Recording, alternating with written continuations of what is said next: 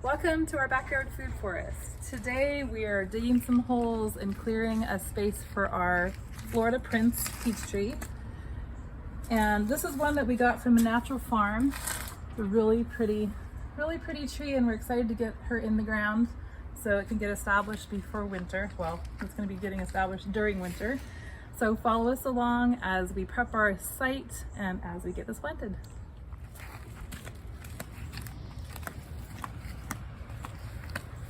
Put it right here.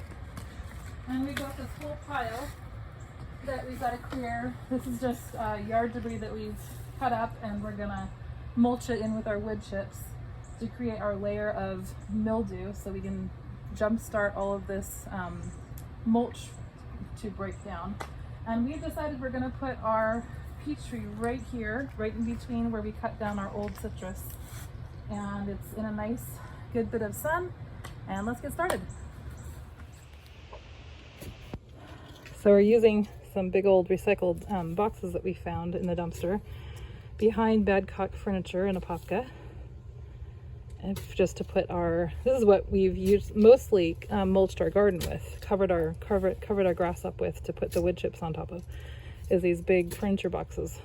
They're super thick and free, and they cover a lot of ground. So Chris is just digging our second hole for our plum. We have a red plum. Isn't that what it's called? Yeah, a red plum that we also got from a natural farm.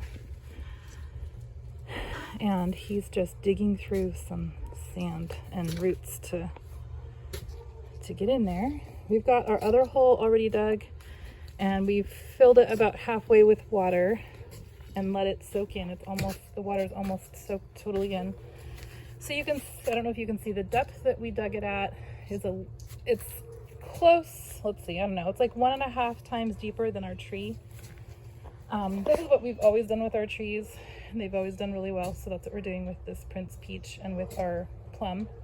And we're just going to alternate, instead of pre-mixing it, what we're going to do, this is native soil, and this is our mushroom compost. And what we're gonna do, mushroom compost, right, Chris? Yeah, what we're going to do is, instead of mixing it all together, we're going to just layer it. So we're going to do like a shovel full of mushroom compost in the bottom first, and then sand, mushroom compost, sand, and just do it like that. And then, we'll have our tree in there, obviously. The biggest thing we've heard online is that you want to make sure that once this tree settles into the ground after it's been watered, is that you don't have the top of the dirt below.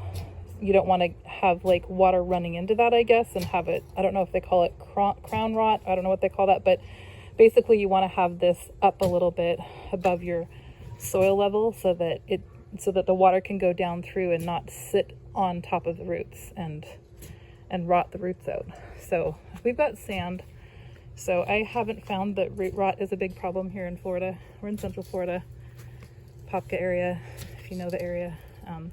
And this is an older home that we live in. We live in a 72 ranch in an older neighborhood. And so our soil has been here for a long time. Whatever they dug up when they built this place, it's been amended with a lot of, I don't know, whatever for a long time, grass and dirt and all kinds of stuff. So no construction soil, except for what was back in 1972. So we've got, it's sand. It's not, I don't even know that I guess it's soil, but it's pretty straight sand. Pretty much straight sand. We've never mulched here like we did in our whole front beds. This is sand. So you can see, I guess it's technically kind of loamy, but it's sand. So Chris is taking a break. Next up is we're gonna do our layers, and we're gonna put this first tree in.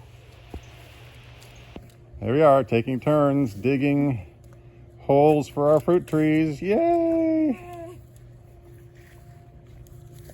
Let's fill in the hole.